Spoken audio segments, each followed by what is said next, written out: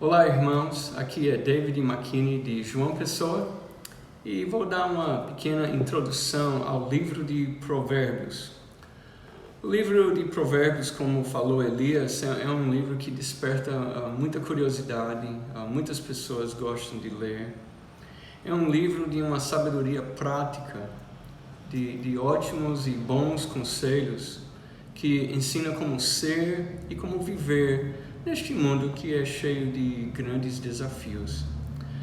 A gente pensa muito em Salomão, e de fato a maioria dos provérbios foram escritos por Salomão, mas também outras pessoas que aparecem nesse livro são o Agur, o Lemuel, e também há uma referência a outros sábios que escreveram aqui.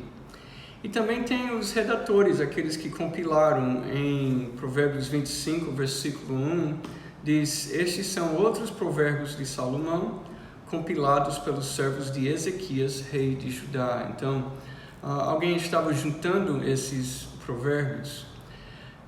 Salomão escreveu muitos provérbios, a gente tem só alguns aqui nesse livro.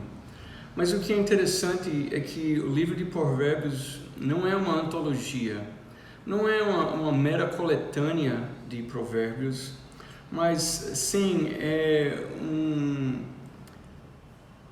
um curso de educação em como ter uma vida de sabedoria. O propósito do livro de Provérbios é de dar entendimento, é de dar bom senso, é de ensinar prudência, de ensinar discernimento. E o contrário disso também é verdade, é de ensinar como se afastar de tolice, de insensatez e de estutícia. Alguns assuntos no livro de Provérbios são família, amizade, dinheiro, preguiça, o uso da língua, a vida e a morte, entre outros. Uma pergunta interessante é como se adquire sabedoria? A gente pensa muitas vezes que tempo é que traz a sabedoria, idade, né? A experiência, talvez a busca. Mas se você ler o Salmo 119, versículos 99 e versículo 100, diz assim: tenho mais discernimento que todos os meus mestres, pois medito nos teus testemunhos. Tenho mais entendimento que os anciãos, pois obedeço aos teus preceitos. Então, Davi está falando que ele tem mais sabedoria do que pessoas mais velhas do que ele e do que pessoas que são mestres dele. E, de fato, a palavra de Deus, a vontade de Deus é o caminho verdadeiro para chegar na sabedoria. Em Provérbios capítulo 1, versículo 2, diz assim, que esses provérbios ajudarão a experimentar a sabedoria e a disciplina, a compreender as palavras que dão entendimento, a viver com disciplina e sensatez, fazendo o que é justo, direito e correto. Ajudarão a dar prudência aos inexperientes e conhecimento e bom senso aos jovens. Então, é uma sabedoria, é um entendimento, mas que deve mexer com a forma como se vive e deve mexer naquilo que nós fazemos. E a pessoa que está compilando esses provérbios, ele tem um propósito muito específico em mente. E no versículo 7 do capítulo 1 diz: o temor do Senhor é o princípio do conhecimento, mas os insensatos desprezam a sabedoria e a disciplina. Quer dizer, a base, o início, a direção, o norte da sabedoria é o temor ao Senhor. É o respeito e a reverência a Deus ao ponto de que a vontade de Deus se torna a coisa mais importante nas nossas vidas.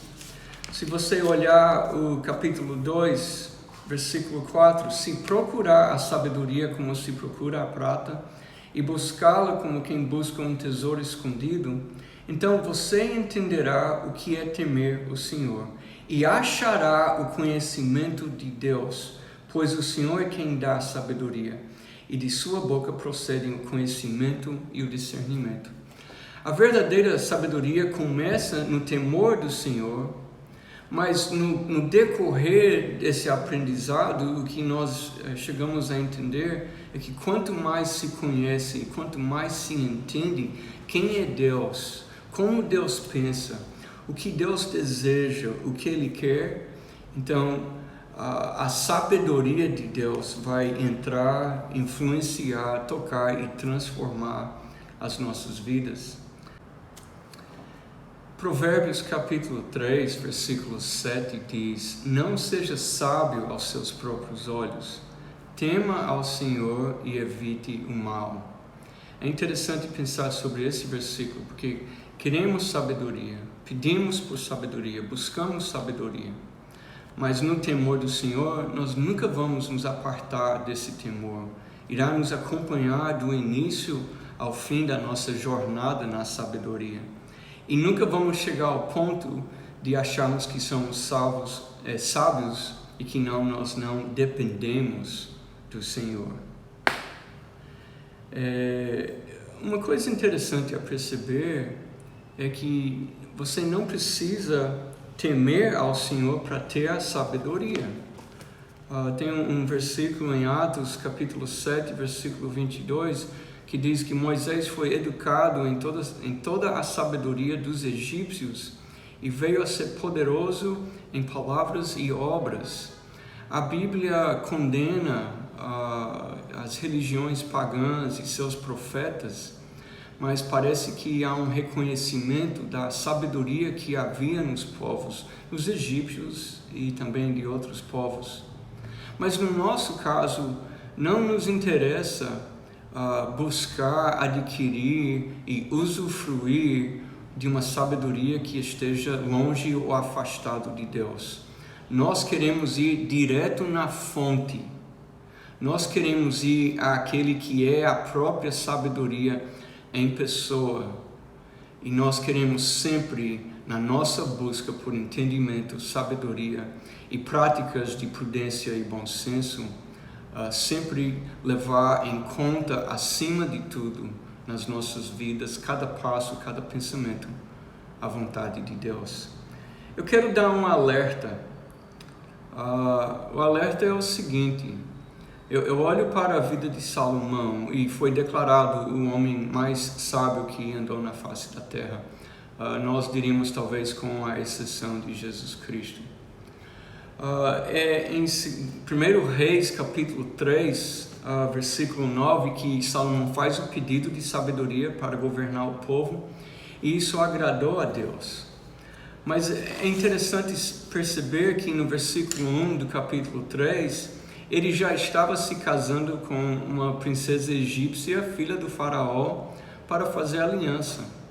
Ele já estava desobedecendo Deus e casando com mulheres estrangeiras, podendo ser influenciado pela religião delas.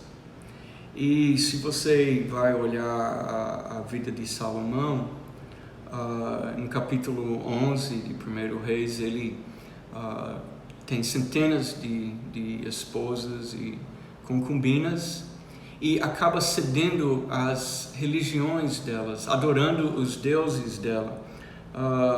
Astarote, Moloque, Camus.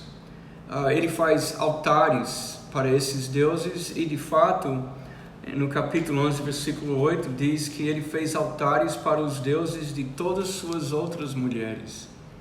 Então, ter sabedoria, ter entendimento não é o bastante. E saber que o princípio da sabedoria e o fim da sabedoria devem iniciar e terminar em Deus sempre, também não é o suficiente. Esse saber, ele precisa fazer parte da nossa vida prática. Precisa fazer parte do nosso dia a dia. Eu lembro de um irmão e amigo que tinha em Recife, que tinha se desviado do Evangelho. Estava numa festa onde tinha drogas, bebida, e uma menina que estava alterada pelo uso de cocaína, sentou ao lado dele, triste, acabada. E ele virou para ela e disse: vá para tal igreja, fale com fulano, essa pessoa vai ajudar você a conhecer Cristo e Cristo pode resolver seu problema.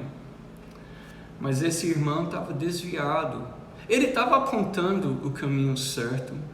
Ele sabia qual era o caminho certo, mas ele mesmo não estava vivendo. Então, estamos aqui recebendo de Salomão pérolas preciosas, grandes tesouros escritos em pequenos versículos. Mas lembre que é importante que isso entre na vida prática, que não fique só no mundo das ideias. Que Deus nos abençoe e ajude sempre a temer o Senhor nosso Deus. Amém.